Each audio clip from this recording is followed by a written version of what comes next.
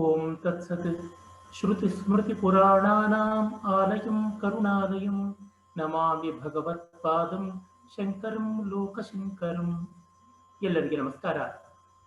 ಆದರಣೀಯರಾದ ಪರಮ ಪೂಜ್ಯ ಶೃಂಗೇರಿಯ ಅಮ್ನಾಯ ಪೀಠಾಧೀಶ್ವರರು ಶ್ರೀ ಶ್ರೀ ಭಾರತೀ ತೀರ್ಥ ಮಹಾಸ್ವಾಮಿಗಳವರ ವರ್ಧಂತಿ ಉತ್ಸವದ ಅಂಗವಾಗಿ ಬೇರೆ ಬೇರೆ ಕಾರ್ಯಕ್ರಮಗಳು ನಡೀತಾ ಇವೆ. ಅವರ ಅತ್ಯಂತ ಶ್ರದ್ಧಾಳುಗಳಾದ ಶಿಷ್ಯವೃಂದ, ಭಕ್ತವೃಂದ ಎಲ್ಲ ತುಂಬ ಶ್ಲಾಘ್ಯವಾಗಿ ಈ ಒಂದು ಕಾರ್ಯಕ್ರಮವನ್ನು ಹಮ್ಮಿಕೊಂಡಿದೆ.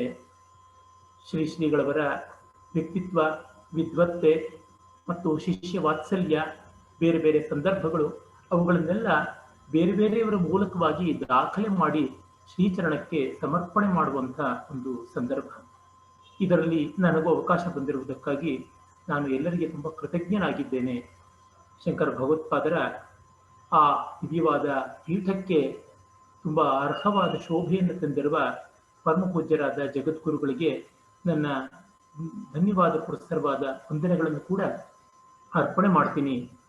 ನಾನು ಮೊದಲಿಗೆ ಶ್ರೀ ಶ್ರೀ ಭಾರತೀ ತೀರ್ಥ ಮಹಾಸ್ವಾಮಿಗಳನ್ನು ಕಂಡದ್ದು ನನ್ನ MES ಕಾಲೇಜಿನ ವಿದ್ಯಾ ದಿವಸಗಳಲ್ಲಿ.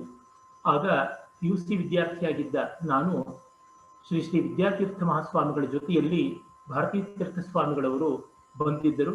ಅದು ಮೊದಲ ಬಾರಿಗೆ ಅವರನ್ನು ಕಂಡದ್ದು. ಆದರೆ ಅದರ ಮುನ್ನವೇ ನಾನು ಅವರನ್ನ ವಿದ್ಯಾತೀರ್ಥ ಮಹಾಸ್ವಾಮಿಗಳು ಶಿಷ್ಯರನ್ನಾಗಿ ಸ್ವೀಕರಿಸಿದ್ದಾರೆ, ಉತ್ತರಾಧಿಕಾರಿಗಳಾಗಿ ಸ್ವೀಕರಿಸಿದ್ದಾರೆ ಎನ್ನುವುದನ್ನು ಛಾಯಾಚಿತ್ರ ಸಮೇತವಾಗಿ ಪತ್ರಿಕೆಗಳಲ್ಲೆಲ್ಲ ಓದಿದ್ದೆ.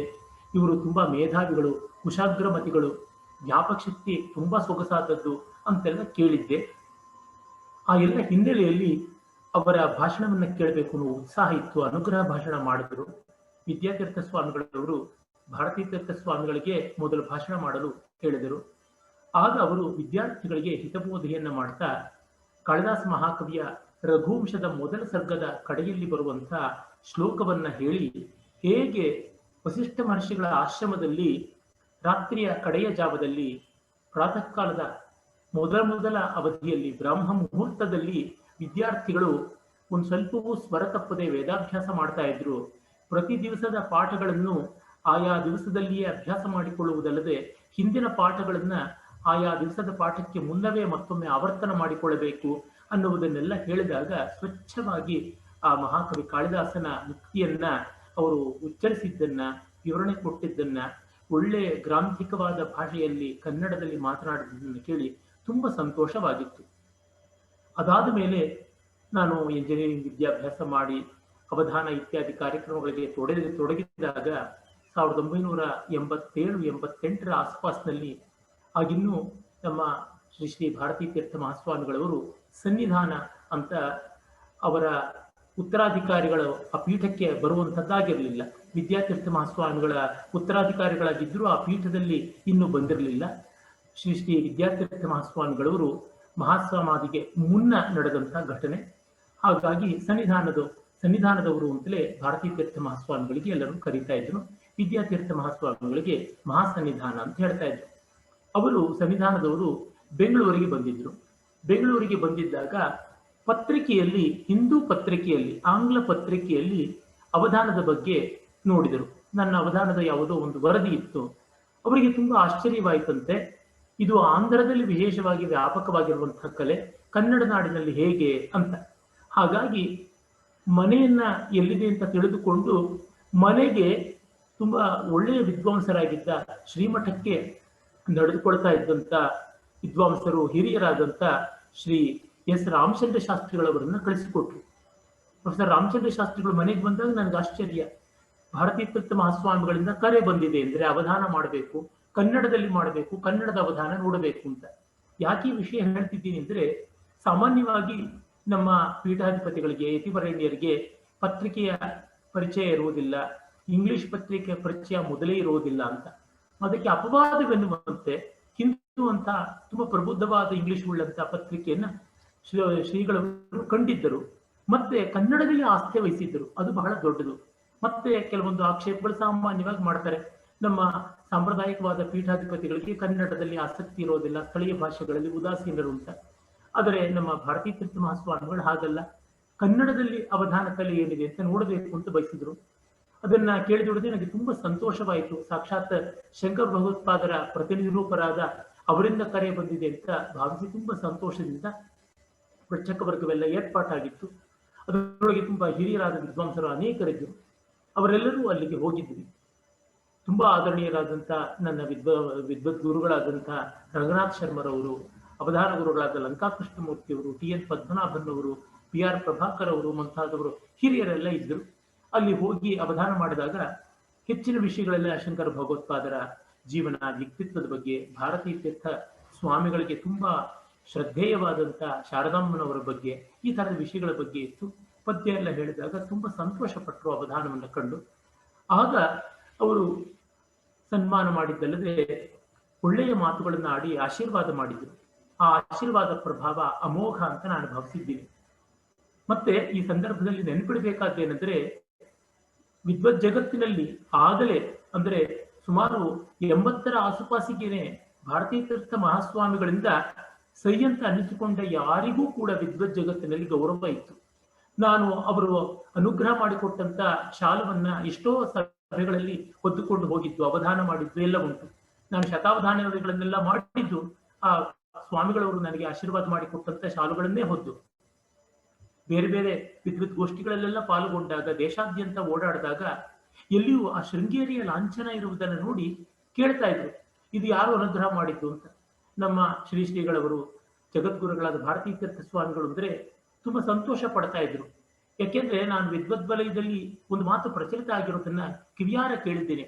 ಭಾರತೀ ತೀರ್ಥ ಮಹಾಸ್ವಾಮಿಗಳ ಕೈಯಿಂದ ಒಂದು ನೂಲನ್ನ ಹೊದಿಸಿಕೊಂಡ್ರು ಆ ವಿದ್ವತ್ತಿಗೆ ಗೌರವ, ಹಾಗಲ್ಲದೆ ಬೇರೆ ಎಲ್ಲಿಂದ ಚಿನ್ನದ ಕಿರೀಟ ಇಡಿಸಿಕೊಂಡ್ರು ಅಂಥ ಗೌರವ ಇಲ್ಲ ಅಂತ.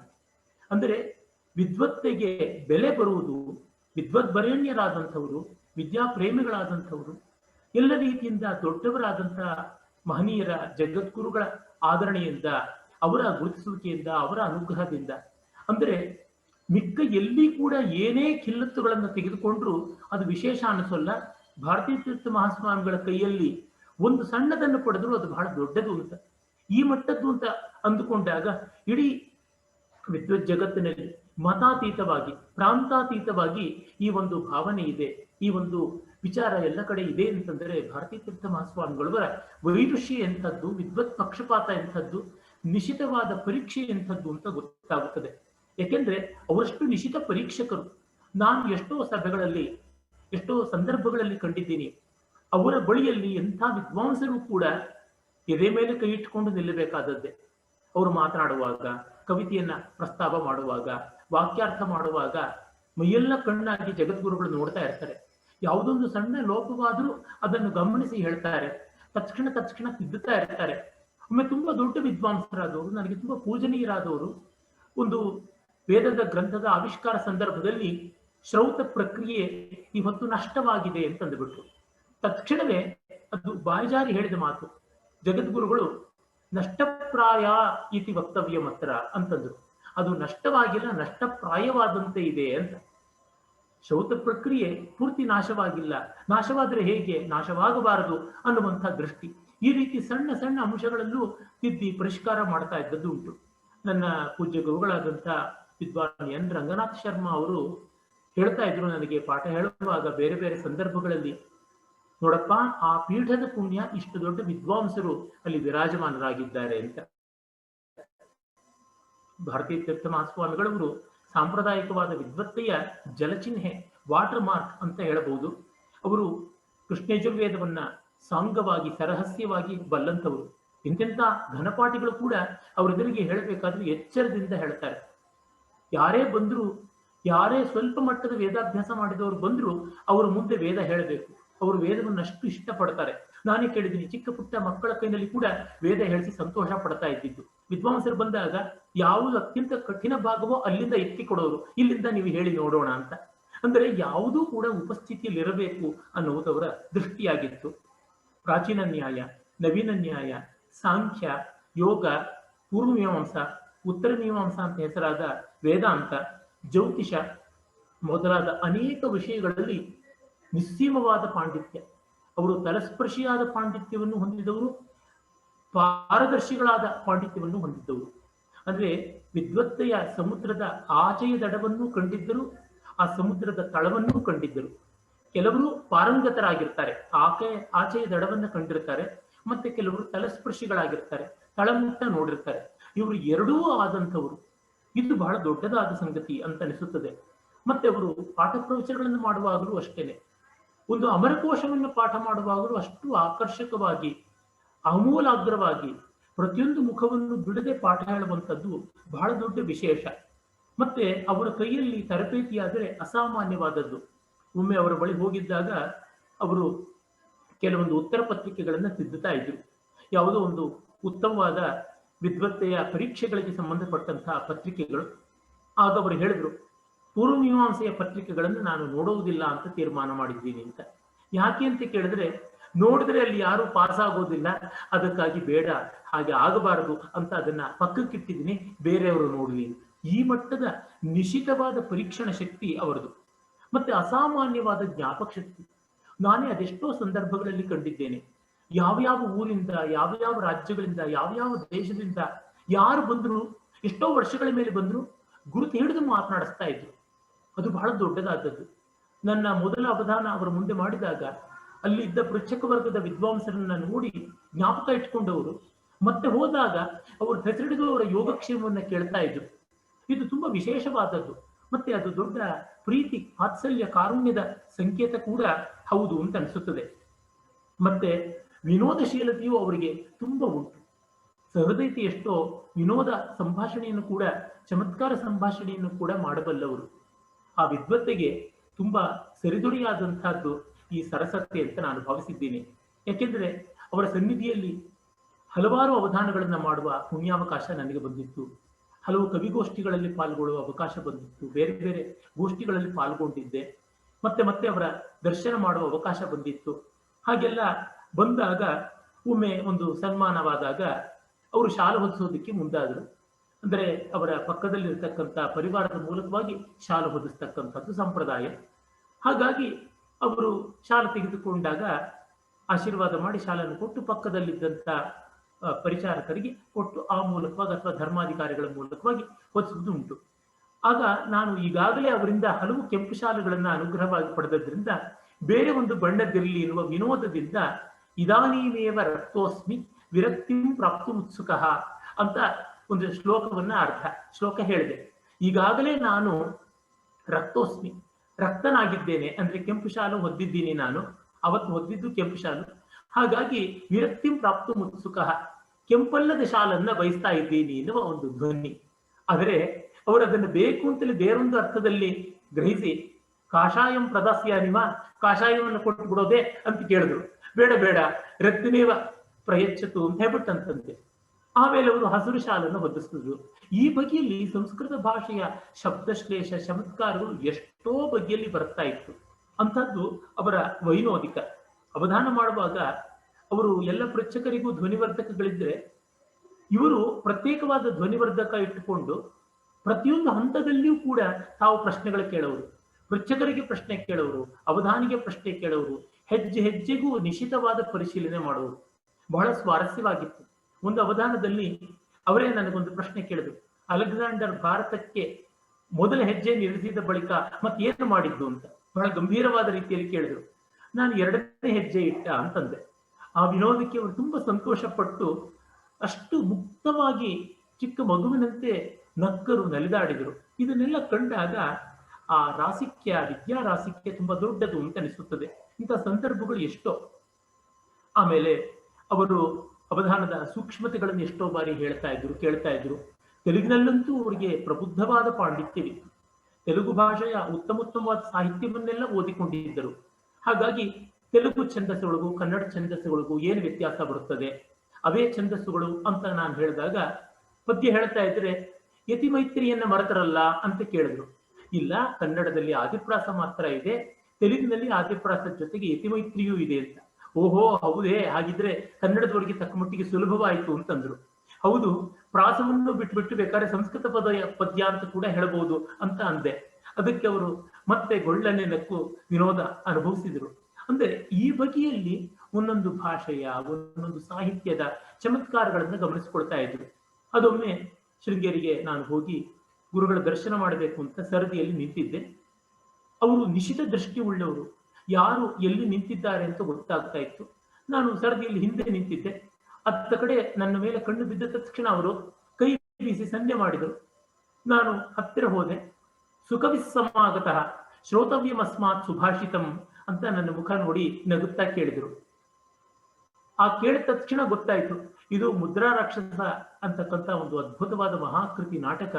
ಅದನ್ನು ವಿಶಾಖದತ್ತ ಅನ್ನುವ ಕವಿ ಬರೆದಿದ್ದಾನೆ. ಅದರ 2ನೇ ಅಂಕದಲ್ಲಿ ಬರ್ತಕ್ಕಂಥದ್ದು. ಅವರು ಅದರ ಬೇಕು ಅಂತ ಪರೀಕ್ಷೆ ಮಾಡ್ತಾ ಇದ್ದಾರೆ ಸಂದರ್ಭ ಹೇಳಿದೆ. 2ನೇ ಅಂಕದಲ್ಲಿ ರಾಕ್ಷಸಾಮಾತ್ಯ ಹೇಳ್ತಕ್ಕಂಥದ್ದಲ್ವೇ ಅಂತ. ಉಪಸ್ಥಿತಿ ರಸ್ತಿ, ಓದಿಕೊಂಡಿದ್ದು ವಿದ್ಯೆ ಉಪಸ್ಥಿತಿನಲ್ಲಿದ್ದೆ ಅಂತ ಮಿಕ್ಕಂತೆ ಯೋಗಕ್ಷೇಮವನ್ನ ವಿಚಾರಿಸಿ ಫಲಮಂತ್ರಾಕ್ಷತೆಗಳನ್ನು ಕೊಟ್ಟು ಅನುಗ್ರಹ ಮಾಡಿದ್ರು. ಮತ್ತೊಂದು ಸಂದರ್ಭದಲ್ಲಂತೂ ಬೆಂಗಳೂರಿನಲ್ಲಾದದ್ದು. ಗುರುಗಳು ಬಂದಿದ್ರು. ಗುರುಗಳು ಬಂದಾಗಲೆಲ್ಲ ತಪ್ಪದೆ ನಾನು ಹೋಗಿ ದರ್ಶನ ಮಾಡ್ತಾ ಇದ್ದೆ. ಆಗ ಸರದಿಯಲ್ಲಿ ನಿಂತಿದ್ದಾಗ ಹಿಂದೆ ನಿಂತಿದ್ದೆ, ಮುಂದೆ ಕರೆದರು. ಆಗ ನಾನು ಹೇಳಿದೆ, ಬೇರೆ ಭಕ್ತಾದಿಗಳೆಲ್ಲ ಇದ್ದಾರೆ, ನಾನು ಸರದಿಯಲ್ಲಿ ಬರ್ತೀನಿ ಅಂತ. ಆಗ ಅವರು ಹೇಳಿದ್ರು, ಇಲ್ಲ, ತೆಲುಗು ಕಾವ್ಯಗಳ ಹೊಸದೇನು ಓದಿದ್ದೀರಾ ಅದನ್ನು ನನಗೆ ಹೇಳಿ, ಸ್ವಲ್ಪ ಹೊತ್ತು ಅದರ ಬಗ್ಗೆ ಕೇಳೋಣ ಅಂತ. ಇಷ್ಟು ದೊಡ್ಡ ಅನುಗ್ರಹ, ಇಷ್ಟು ದೊಡ್ಡ ಪ್ರೀತಿ ತುಂಬಾ ಅವ್ಯಾಜವಾದದ್ದು. ಆಮೇಲೆ ಕಂಕಂಟಿ ಪಾಪರಾಜು ಅನ್ನುವ ತೆಲುಗಿನ ಪ್ರಾಚೀನ ಕವಿಯೊಬ್ಬನ ಒಂದು ಕಾವ್ಯ, ಉತ್ತರ ರಾಮಚರಿತೆ, ಉತ್ತರ ಕಾಂಡ, ರಾಮಾಯಣದ ಉತ್ತರ ಕಾಂಡವನ್ನು ಕುರಿತ ಆತನ ಚಂಪು ಕಾವ್ಯ. ಅದನ್ನು ಕುರಿತು ಯಾವ್ದಾದ್ರು ಪದ್ಯ ಹೇಳಿ ನೋಡೋಣ ಅಂದ್ರು. ನಾನು 4-5 ಪದ್ಯಗಳನ್ನು ಅಲ್ಲಿಂದ ಹೇಳಿದಾಗ ತುಂಬಾ ಸಂತೋಷ ಪಟ್ಟರು. ಈ ತರಹದ ಅಪೂರ್ವ ತೆಲುಗು ಕಾವ್ಯಗಳೆಲ್ಲ ಉಪಸ್ಥಿತಿಯಲ್ಲಿ ಇದೆಯಲ್ಲ ಅಂತ. ಅಂದ್ರೆ ಅವರು ಯಾವುದು ಎಷ್ಟು ಸೂಕ್ಷ್ಮವಾದದ್ದು, ಎಷ್ಟು ಗಂಭೀರವಾದದ್ದು ಅಂತದ್ದನ್ನೆಲ್ಲ ಗಮನಿಸಿ ಆ ವಿಷಯದಲ್ಲಿ ಪ್ರಶ್ನೆ ಕೇಳ್ತಾ ಇದ್ರು. ಆಮೇಲೆ ಅವ್ರು ಹೇಳಿದ್ರು, ನೋಡಿ, ಜನ ಯಾವ್ಯಾವುದೋ ಅಪೇಕ್ಷೆ ಭ್ರಾಂತಿ ಇಟ್ಟುಕೊಂಡು ಬರ್ತಾರೆ. ಭೂತಮಾಂತ್ರಿಕರು ಅಂತ ಭಾವಿಸಿಕೊಂಡು, ಗುರುಗಳನ್ನ ಜ್ಯೋತಿಷ್ಕರು ಅಂತ ಭಾವಿಸಿಕೊಂಡು, ಅದೆಲ್ಲ ಅಲ್ಲ. ತತ್ವಜ್ಞಾನ, ಅದರ ಮೂಲಕವಾಗಿ ಸಮಾಧಾನವಾಗಬೇಕು. ತತ್ವ ನಿಶ್ಚಯದಿಂದಲೇ ಅಂತರಂಗದ ಎಲ್ಲ ಗೊಂದಲಗಳು ತೀರಬೇಕು. ಭಗವದ್ ಭಕ್ತಿಯಿಂದ ಅಂತರಂಗ ಶುದ್ಧಿ ಆಗಬೇಕು. ಇದನ್ನು ನಾವು ಜನಗಳಿಗೆ ಹೇಳಬೇಕು. ಆದ್ರೆ ಜನಗಳು ಮತ್ಯಾವುದೋ ಅಲ್ಪಾಶಯವನ್ನು ಹೊಂದಿ ಬರ್ತಾರೆ, ದೊಡ್ಡದನ್ನು ಗಮನಿಸಿಕೊಳ್ಳೋದಿಲ್ವಲ್ಲ ಅಂತ ಕಸಿವಿಸಿಕೊಂಡ್ರು. ವಾಕ್ಯಾರ್ಥ ಗೋಷ್ಠಿಗಳಲ್ಲಂತೂ ಅವರದು ಅಸಾಮಾನ್ಯವಾದ ಪಾಂಡಿತ್ಯ, ಬೇರು ಸಮಾನವಾದ ಪಾಂಡಿತ್ಯ. ಮುಂದಿನ ಪಂಕ್ತಿಯಲ್ಲಿ ಕೂತ್ಕೊಳ್ಳೋದಕ್ಕೆ ವಿದ್ವಾಂಸರು ಅಂಜಿಕೊಳ್ತಾ ಇರ್ತಾರೆ. ಅಷ್ಟು ಭಯ. ಭಯ ಅಂತಂದ್ರೆ ಅದಕ್ಕೆ ಕಾರಣ ಅವರು ಉಗ್ರರು ಅಂತಲ್ಲ, ಅವರ ವಿದ್ವತ್ತೆ ಸರ್ವತೋಮುಖವಾದದ್ದು. ಎಲ್ಲಿ ಯಾವಾಗ ಯಾವ ಪ್ರಶ್ನೆ ಕೇಳ್ತಾರೆ ಅಂತ ಗೊತ್ತಾಗೋಲ್ಲ. ಆ ಥರದ ಸಂದರ್ಭಗಳು ಬಹಳ ಉಂಟು. ಅದನ್ನು ಹೇಳುವುದಕ್ಕೆ ಸಮಯವಿಲ್ಲವಾದ್ರಿಂದ ಸಂಕ್ಷೇಪ ಮಾಡ್ತೀನಿ. ಒಮ್ಮೆ ನಾನು ವೇದಾಂತದ ವಿಷಯದಲ್ಲಿ ಒಂದು ಸಂದೇಹ ಇತ್ತು. ಅವರಲ್ಲಿಗೆ ಹೋಗಿ ಸಂದೇಹ ತೀರಿಸಿಕೊಳ್ಬೇಕು ಅಂತ ಶೃಂಗೇರಿ ಹೋಗಿ ಅವರ ಮುಂದೆ ಕೇಳಿದೆ. ಬ್ರಹ್ಮಸತ್ಯಂ ಜಗನ್ಮಿಥ್ಯ ಜೀವೋ ಬ್ರಹ್ಮೈವ ನಾಪರಹ ಅಂತ ಹೇಳ್ತಾರೆ. ಆದರೆ ಎಷ್ಟೋ ಬಾರಿ ಅದ್ವೈತದಲ್ಲಿ ಪ್ರಸ್ಥಾನ ಭೇದಗಳಿವೆ, ಪ್ರಕ್ರಿಯಾ ಭೇದಗಳಿವೆ ಅಂತೆಲ್ಲ ಹೇಳ್ತಾರೆ. ಆ ಥರದ್ದೆಲ್ಲ ಉಂಟು. ಜಗನ್ಮಿಥ್ಯಾತ್ವದ ವಿಷಯದಲ್ಲಿ ಬೇರೆ ಬೇರೆ ಅಭಿಪ್ರಾಯಗಳು ಉಂಟು.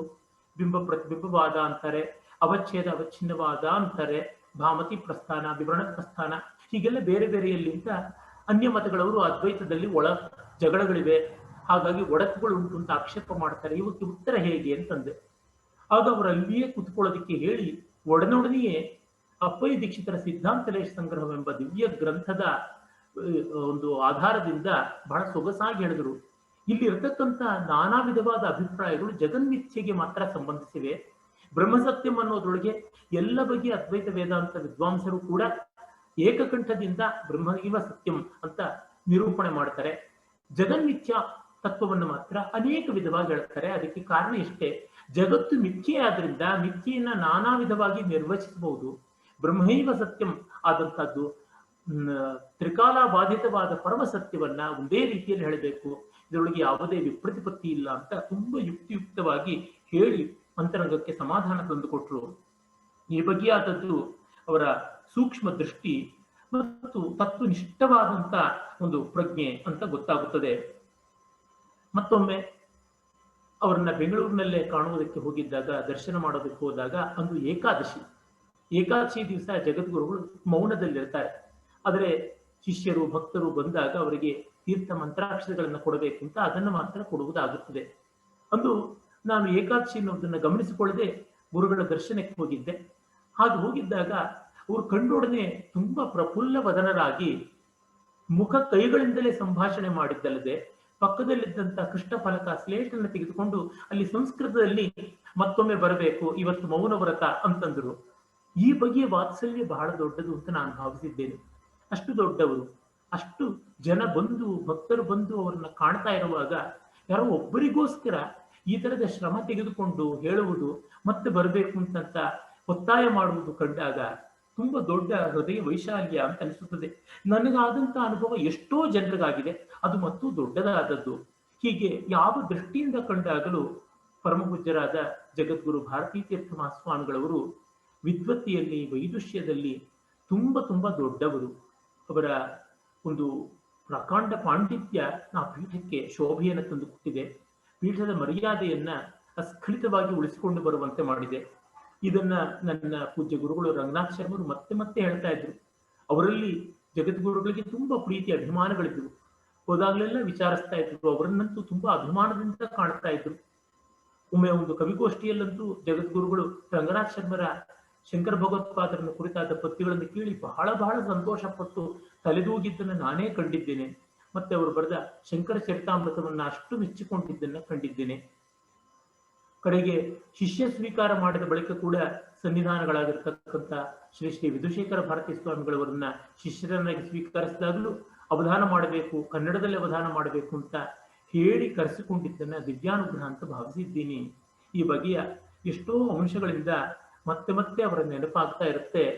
ಹಾಗಾಗಿ ಹಿಂದೆ ಇದೇ ಪೀಠದಲ್ಲಿ ವಿರಾಜಮಾನರಾಗಿದ್ದ ಪರಮಪೂಜ್ಯರಾದ ಶ್ರೀ ಶ್ರೀ ವಿದ್ಯಾರಣ್ಯ ಮಹಾಸ್ವಾಮಿಗಳವರ ಪೂರ್ವದ ಗುರುಗಳು ಶ್ರೀ ಶ್ರೀ ಭಾರತೀ ತೀರ್ಥ ಸ್ವಾಮಿಗಳವರು ಅವರ ಒಂದು ನೆನಪನ್ನ ನಮಗೆ ಈ ಹೊತ್ತು ಮಹಾಸನ್ನಿಧಾನ ತಂದುಕೊಡ್ತಾ ಇದೆ ಅಂತಂದ್ರೆ ಅತಿಶಯವಲ್ಲ ಅಂತ ಭಾವಿಸಿ, ಅವರ ಒಂದು ಗೌರವಕ್ಕಾಗಿ ಅರ್ಪಿತವಾಗಲಿರುವ ಈ ಕುಸುಮದಲ್ಲಿ ನಾನೂ ಒಂದು ದಳವಾಗಿರುವುದಕ್ಕಾಗಿ ಧನ್ಯತೆಯನ್ನು ಅನುಭವಿಸ್ತಾ ಇದ್ದೀನಿ. ನಮಸ್ಕಾರ. ಓಂ ತತ್ಸತ್.